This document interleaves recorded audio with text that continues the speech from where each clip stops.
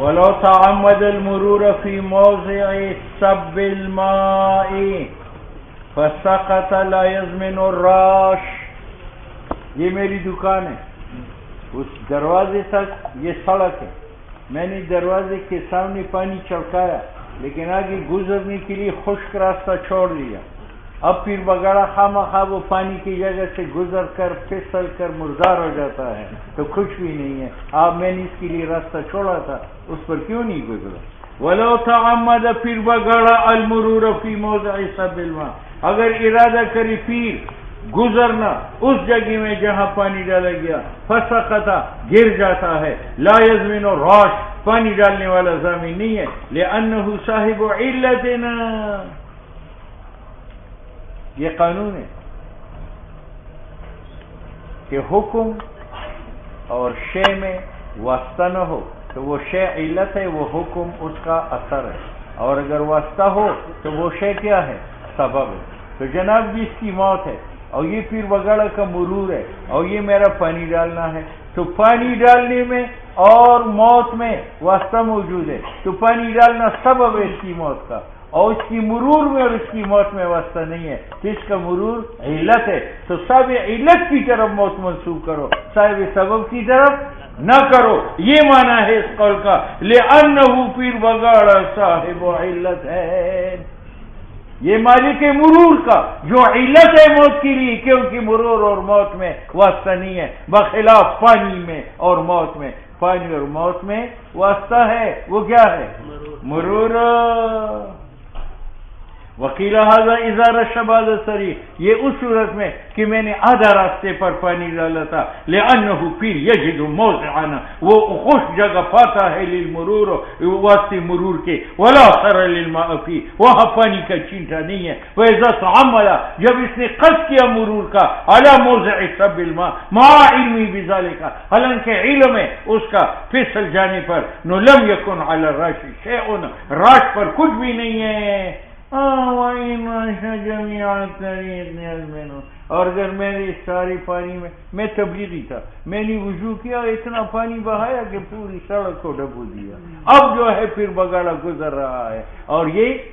مرتا ہے تو شہید مرتا ہے، مجھ پر زمان ہے.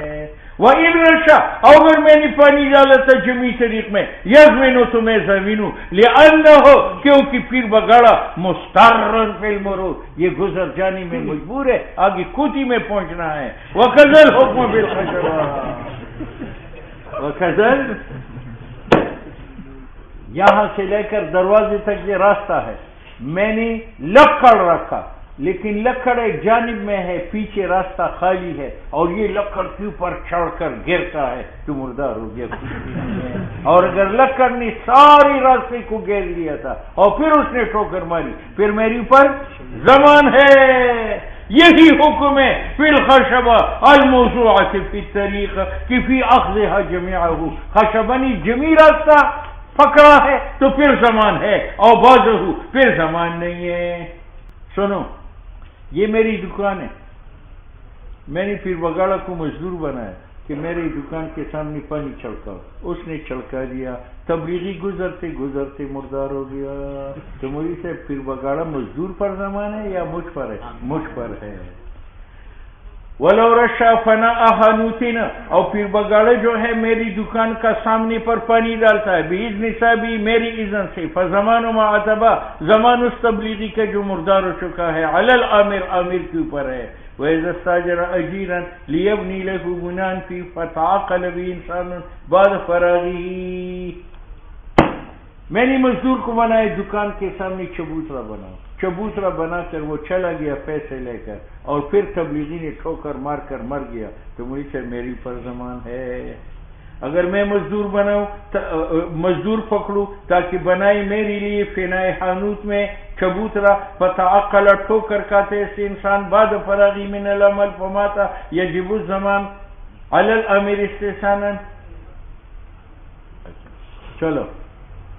میں نے پھر بگاڑوں کو 10 روپے دیے کہ سڑک کے درمیان ایک چبوترا بنا، اس نے بنایا اور تبلیغی نے ٹھوکر مار کر مر گیا تو زمان مزدور پر ہے. مزدور کو پتہ ہے کہ اس کو حق نہیں ہے وہاں چبوترا بنانے کی، اس نے اپنی 10 روپے کی خاطر خواہ ناجائز کام کیا، لہذا زمان کس کے اوپر ہے؟ مزدور پر ہے۔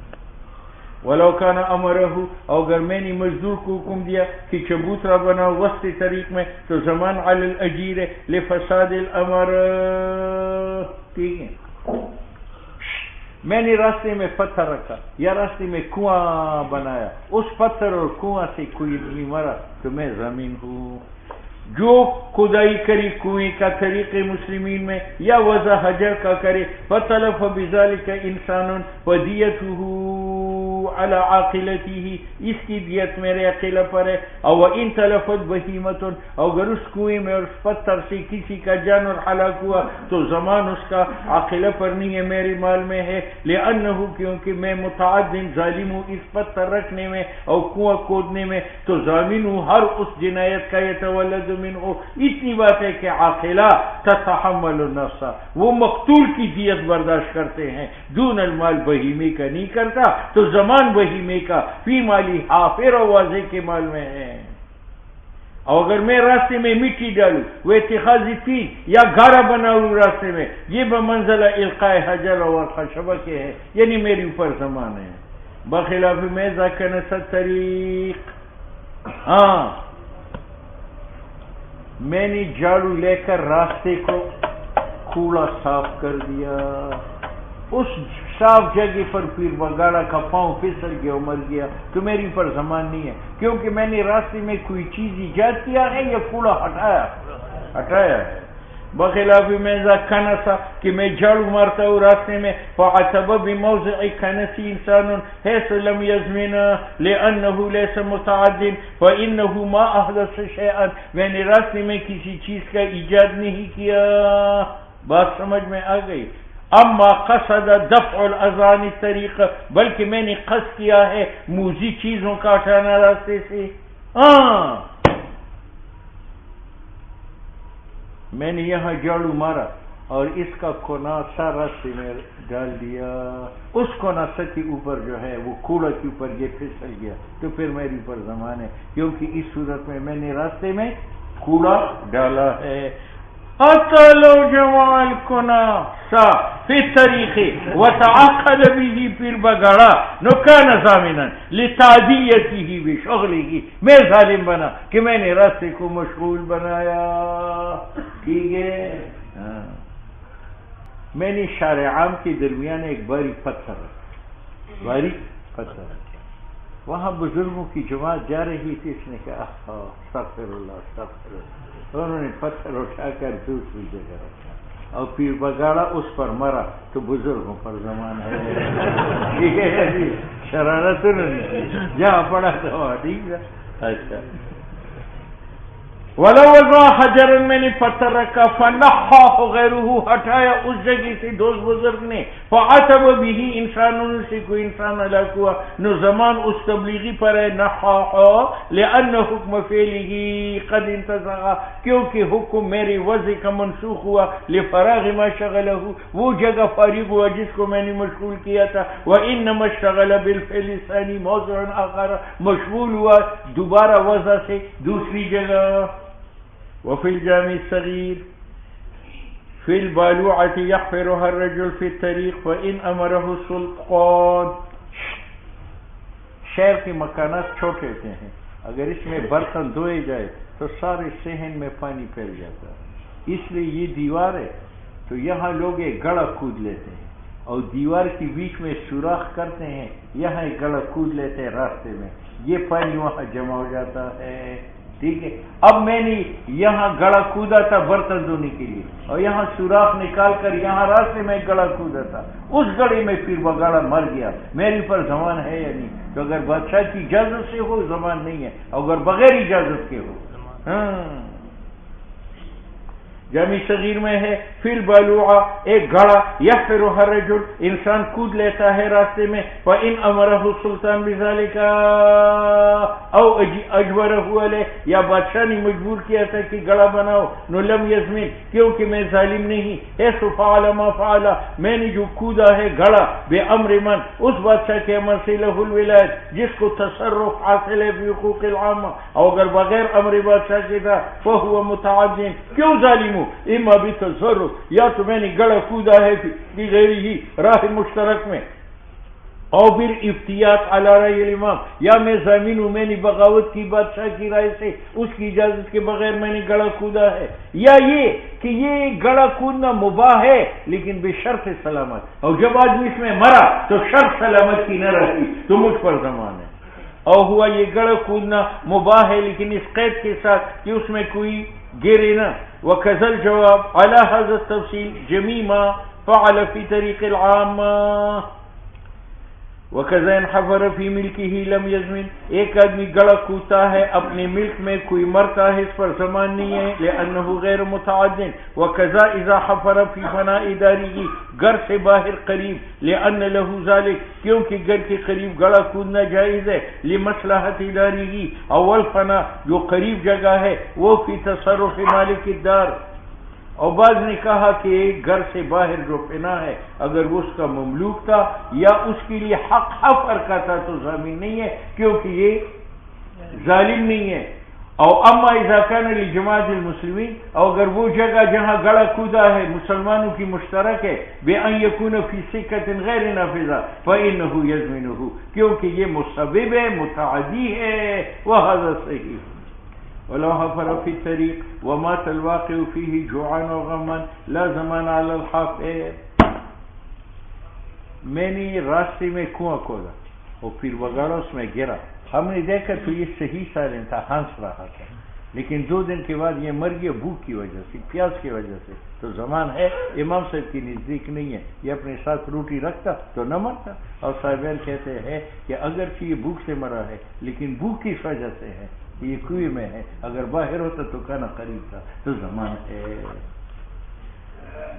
ولو حفر فی طریق میں نے راستے میں کنواں کوتا ومات الواقع اور کوتا اس میں مر گیا جوعا بھوک کی وجہ سے او غما یا غم کی وجہ سے نو لا زمان علی الحافر زمان حافر پر نہیں ہے بابا جی کی نزدیک لأنہ مات لمعنى فی نفسه یہ مرا ہے بھوک کی وجہ سے جو اس کی ذات میں ہے اور زمان تو واجب ہے اذا مات من الوقوع جب وہ گرنے سے مرتا اور امام یوسف نے کہا کہ اگر بھوک سے مرا فکذالک زمان نہیں ہے اور ان مات غم اور اگر پریشانی سے مرا نو حافر جو ہے وہ ضامن ہے کیوں لأنہ لا سبب للغم غم کا سبب نہیں ہے سوا وقوع کے اور جو ہے تو یہ مختص بالبور نہیں ہے اور امام محمد کہتے یہ ضامن ہے پھر وجوہ کو لہا غم سے مری یا بھوک سے مری لأنہ انما حدث بسبب الوقوع یہ بھوک بھی آئی ہے وقوع کی وجہ سے اذ لولا اگر کنویں میں نہ ہوتا لکان طعام قریبا منہ کانا تو قریب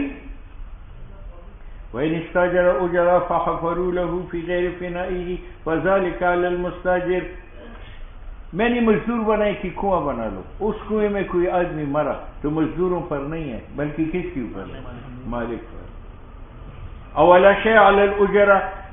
کب علم یعلمو اگر ان کو علم نہیں تھا انہا کی یہ کنواں فی غیر فنائہ کیونکہ اجارت صحیح ہے ظاہراً اذا لم یعلمو کیونکہ ان بیچاروں کو علم نہیں ہے فنقل فعلهم تو حفر مزدوروں کا منتقل ہوا مالک کی طرف لأنهم كانوا مغرورین ان کو تو دھوکہ دیا گیا ہے فصار كما اذا امر آخر بذبح هذا الشاة فذبحها میں نے پھر وگاڑا کو کہا یہ دمبا ذبح کرو اس نے ذبح کیا بعد میں پتہ چلا وہ تبلیغی کا ہے تو پھر وگاڑا پر زمان نہیں ہے زمان کس پر ہے امیر پر ہے میں نے امر کیا آخرا بذبح هذا الشاة فذبحها ثم ظاہر ہوا کہ شاة لغیرہ اتنی بات ہے کہ ذبح میں مامور ضامن ہے پھر مامور مجھ پر رجوع کرے گا اور حفر میں براہ راست مالک ضامن ہے الا ان هناك ذبح مامور ضامن ويضمن الامر لان ذابح مباشر، ذابح مباشر ہے جنایت کا، او امیر مسبب ہے، او ترجیح مباشرت کو ہے، فیضمن تو مزدور ضامن ہے، ویرجع او امیر پر رجوع کرے گا، للغرور اس نے دھوکہ دیا، او ہونا او متن کے مسئلے میں، متن کا مسئلہ کون سا تھا کہ کنواں کھود لو، یجب الضمان علی المالک ابتداء، کیونکہ ہر ایک ان میں سے مسبب ہے، مزدور بھی مسبب ہے، مالک بھی ہے، او اجیر متعدی نہیں ہے، اور مستاجر ظالم ہے، فترجح جانبہ۔ چلو، اور میں نے مزدوروں کو حکم دیا کہ راستے میں کنواں کھودو، اور ان کو پتہ تھا کہ یہ حق اس کو نہیں ہے، پھر بھی انہوں نے کنواں کھود لیا، تو ضمان کیوں کرے؟ مزدوروں کو۔ وَإِنْ عَلِمُوا ذَلِكَ نُفَذَّ الضَّمَانُ عَلَى الْأُجَرَاءِ لِأَنَّهُ لَمْ يَصِحْ أَمْرُهُ، کیونکہ صحیح نہیں ہے امر عامر کا بما اس خدائی کے ساتھ جو اس کا مملوک نہیں ہے، اولا غرور اس میں دھوکہ بھی نہیں ہے کیونکہ مزدوروں کو علم ہے، فَبَقِيَ الْحَفْرُ مُضَافًا إِلَى الْأُجَرَاءِ وَإِنْ قَالَ لَهُمْ هَذَا فَنَايَ وَلَيْسَ لِي فِيهِ حَقُّ الْحَفْرِ فَحَفَرُوا۔ چلو، میں نے مزدوروں کو کہا کہ یہ میرے گھر کے قریب جگہ ہے اور مجھے اس میں حفر کی جگہ نہیں ہے، لیکن میری مجبوری ہے، تم کنواں کھود لو، 10 روپے لے لو، اور انہوں نے کنواں کھود لیا 10 روپے لے کر، اس میں کوئی آدمی مرا تو اجرا کے اوپر ہے۔ میں نے صاحب بتایا تھا مجھے حق حفر نہیں۔ وَإِنْ قَالَ لَهُمْ، اگر مالک مزدوروں کو کہے هذا فنایا، یہ میری گھر کے قریب ہے لیکن مجھے اس میں حق حفر نہیں ہے، فحفروا ومات فی انسان، زمان اجرا پر ہے قیاساً، کیونکہ مزدوروں کو علم ہے بفساد الامر کہ امیر کا امر فاسد ہے، فما غرہم، مالک نے ان کو دھوکہ نہیں دیا۔ اور استحسان میں یہ ہے کہ زمان مستاجر پر ہے، لأن کونہ فناء لہ، ہونے اس جگہ کا فنا للامیر، یہ بمنزلۃ کونہ مملوکا لہ، لانطلاق یدہ، کیونکہ آزاد ہے اس کا ہاتھ تصرف میں اس کے اندر، من القائتین، وہاں گھر کا گھر ڈال سکتا ہے، والحطب لکڑی رکھ سکتا ہے، وربط دابہ کھوتا بن سکتا ہے، ورکوب کورتا کھڑا کر کے سوار ہو سکتا ہے، وہ بنائی دکان اور وہاں چبوترا بنا سکتا ہے، نو امر بالحفر فی ملکی ہی کو ظاہراً بن نظر ما ذکرنا، اور یہ کافی ہے لنقل الحفر کہ حفر منتقل و مزدوروں سے مالک کی۔ دیکھو بھائی، میں نے یہاں ایک لکڑ رکھا دریا کے اوپر، اور پھر بگاڑا اس پر گزرتے مر رہا ہے، تو میری پر زمان نہیں ہے، یا میں نے پل بنایا اس دریا پر اور پھر بگاڑا پل پر سے گزر کر نیچے گر جاتا ہے، تو میری پر زمانی، کیونکہ میں مسبب ہوں، اور مار جو ہے وہ کیا ہے؟ مباشر ہے۔ ومن جعل قنطرة، میں نے پل بنایا بغیر اذن امام کے، ارادہ کیا پھر بگاڑا نے مرور اس پر، پس ہلاک ہوا، زمان نہیں ہے علی الذی جعل قنطرة، وكذلك ان وضع خشبة في طریق فتعمد رجل المرور علیها، لان الاول، کیونکہ پل بنانا تعد ظلم ہے بطریقہ سبب بننے کے، اور ثانی مرور تعد ظلم ہے بطریقہ مباشر ہونے کے، تو اضافت موت کی مباشر کی طرف اولا ہے۔ ٹھیک ہے، دوسری بات یہ ہے، یہ پل بنانا ہے، یہ مرور ہے اور یہ موت ہے، تو موت اور پل کے درمیان واسطہ آیا کون؟ مرور، تو مرور کی طرف منسوخ کرو، پل کی طرف نہ کرو۔ وَلِأَنَّ تَخَلُّلَ فِعْلِ فاعل مختار، فاعل مختار کا فعل جو مرور ہے وہ بیچ میں آیا ہے، نو یقطع النسبت، وہ قطع کرتے نسبت موت کا پل کی طرف، کما فی الحافر والملقی، کما فی الحافر، اس کا معنی یہ، میں نے شارعہ میں کنواں کھودا اور پھر بگاڑا نے تبلیغی کو اٹھا کر اس میں پھینک دیا اور تبلیغی مر گیا، تو حافر ضامن ہے یا ملقی ضامن ہے؟ ملقی، کیونکہ ملقی مباشر ہے اور حافر جو ہے مسبب ہے۔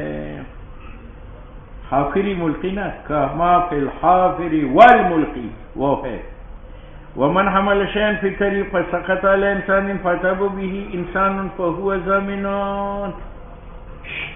میرے سر پر گندم کی بوری ہے، میں جا رہا ہوں، میں نے ٹھوکر کھائی، وہ بوری جو ہے وہ تبلیغی کے اوپر گر کر اس کو مار دیا، تو میری پر زمان ہے۔ ایک دوسرا یہ کہ میری کاندھے پر چادر تھی، وہ گر گئی، راستے میں پڑی تھی اور پھر بگاڑے کے پاؤں اس میں اٹک گئے اور یہ مر گیا، تو میری پر زمان ہے، کیونکہ چادر اٹھانا راستے سے میرا فرض تھا۔ میں نے اٹھائی بوری راستے میں فسقط علی انسان تو وہ انسان مرا فہو ضامن. اسی طرح اذا سقط گرا چادر فتعثر بھی انسان ایک آدمی اس میں پھنس گیا اور مر گیا. وإن كان رداء قد لبسه فسقط فعتب به انسان لم يضمن. سردی ہے میں نے چادر لپیٹی ہوا آئی اس نے چادر اڑا کر راستے میں پھینک دی اس میں ایک آدمی مرا تو میری پر زمان نہیں ہے کیونکہ چادر میں نے اپنی ضرورت کے لیے لی ہے اور ضروریات مستثنا ہے. وهذا اللفظ يشمل الوجهين والفرق. ان حامل الشيء کہ جو بوری اٹھانے والا ہے وہ قصد کرتے ہیں بوری کی حفاظت کا تو گناہ نہیں ہے. پھر تقی کہ ہم اس کو مقید کریں بے وصف سلامت کہ بھئی بوری اٹھاؤ لیکن دوسری کو ضرر نہ ہو. جب ضرر پہنچا دیا تو زمان ہے. اور واللابس اور میں نے جو چادر لپیٹی تھی لا یقصد حفظ ما یلبسو میں چادر کی حفاظت نہیں کرتا میں تو اپنی سردی کا دفاع کرتا ہوں. فیحرج تو مجھے حرج ہے بالتقی اگر مجھے مقید کیا جائے بما ذکرنا کہ چادر لپیٹو بشرطی کہ دوسروں کا ضرر نہ ہو ضرر ہو یا نہ ہو میں نے سردی کا دفاع کرنا ہے. فجعلنا ہو ہم نے چادر لپیٹنا مباح بنایا ہر حالت میں. اور امام محمد کہتے ہیں کہ اگر چادر اس طرح لیا تھا بغل کے نیچے ایسے ڈالا تھا یہ شو کے لیے پٹھان کرتے ہیں اور وہ چادر گر جائے پھر زمان ہے کیونکہ یہ ضرورت کے لیے ہے یا شو کے لیے. امام محمد سے یہ ہے کہ اگر چادر پہنے ما ایسا لا یلبس کہ وہ معمول نہ ہو پہننا وہو کالحامل کیونکہ حاجت باعث نہیں ہے ایسے پہننے کو. سنو بھائی اس محلے والی کی یہ مسجد ہے. علی محلہ میں سے ایک آدمی نے پنکھا لالٹین صف اس میں بچھایا اور ان چیزوں سے کوئی آدمی مرا تو اس کے اوپر زمان نہیں ہے کیونکہ ہر محلے دار کو حق ہے کہ وہ مسجد کی تعمیر کرے صف سے پنکھے سے لالٹین سے. ٹھیک ہے تو یہ مقید بشرط سلامت میں. وَإِذَا كَانَ الْمَسْجِدُ لِلْعَشِيرَةِ مسجد محلی داروں کا ہے فَعَلَّقَ رَجُلٌ مِّنْهُمْ محلی داروں میں سے ایک آدمی نے لٹکائے اس میں لالٹین یا اس کے اندر بواری صف بچھائے او حصا ہو یا چھوٹے پتھر بچھائے ہلاک ہوئے سے آدمی وہ زمین نہیں ہے. ٹھیک ہے. اور اگر محلے کے علاوہ اجنبی آدمی نے یہ چیز رکھی اور اس کی کوئی چیز ہلاک ہو جائے تو پھر زمان ہے. او ان کان الذی وہ شخص فعل ذلک جس نے یہ کام کیا تھا وہ غیر تھا علم اللہ سے نظمنا یہ منصب کے نزدیک اور صاحبین کہتے ہیں وہ غیر بھی ضامن نہیں ہے فی الوجہ خواہ رکھنے والا محلہ ہو یا غیر ہو کیونکہ یہ من القرب عبادت ہے اور ہر ایک کو اذن ہے فی قامت ہے کہ عبادت والی کام کرو تو مقید نہیں ہے بشرط سلامت. یہ ایسا ہے کما اذا فعلہ کہ اجنبی آدمی لالٹین لٹکا دے باذن واحد من اہل المسجد. امام صاحب نے فرق کیا تھا کہ علی محلہ زمین نہیں ہے اجنبی زمین ہے. وہ کہتے ہیں ان تدبیر مسجد کی آبادی متعلق بالمسجد ہے لأہلہ وہ علی محلے کا ہے دون غیرہما کنسب الامام. امام کون مقرر کرے گا اغیار یا محلے والے؟ وہ اختیاری متولی صدر کون بنائے گا؟ محلے والے. وہ فتح بابی و اغلاقی دروازہ کون بند کرے گا کون کھولے گا؟ وہ تکرار جماعت اور دوسری جماعت کون کرائے گا؟ اذا سبقتہم بہا غیر والی جب اغیار مسجد میں جماعت کرا دے تو محلہ والا دوسری جماعت کرا سکتے ہیں. نفقان فعلهم مباح مطلقا تو علی محلہ کا ہر تصرف مباح مطلق ہے مقید بشرط سلامت نہیں ہے. اور فعل اغیار کا ظلم ہے یا مباح ہے لیکن مقید بشرط سلامت ہے. اور تم نے کہا یہ عبادت ہے. کہتے ارادہ عبادت کا منافی نہیں ہے تاوان کے ساتھ جب راستہ غلط کرے راستہ. اب دیکھو تبلیغی نے گواہی دے دی کہ پیر بگاڑا نے زنا کیا ہے تو زنا پر گواہی تو عبادت ہے لیکن اس نے جوش سے کام لے لیا. گواہ تو چار چاہیے اور وہ ایک ہے تو اس کو حد القذف لگے گا. تو دیکھو یہ بیچارہ کرتا ہے عبادت لیکن راستہ بھول گیا ہے. راستہ کتنا تھا اور یہ اکیلا گواہی دیتا ہے مارو. کما اذا تفرد بشہادت علی الزنا. ٹھیک ہے. اور اگر اغیار کو شوق ہے عبادت کرنے کا تو محلے والوں سے اجازت لے لے. اور طریقہ معنی نفی میں یہ ہے الاستئذان من آلہ. ٹھیک ہے یا نہیں ہے؟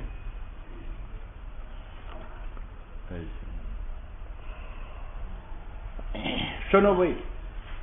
ایک تبلیغی مسجد میں بیٹھا ہے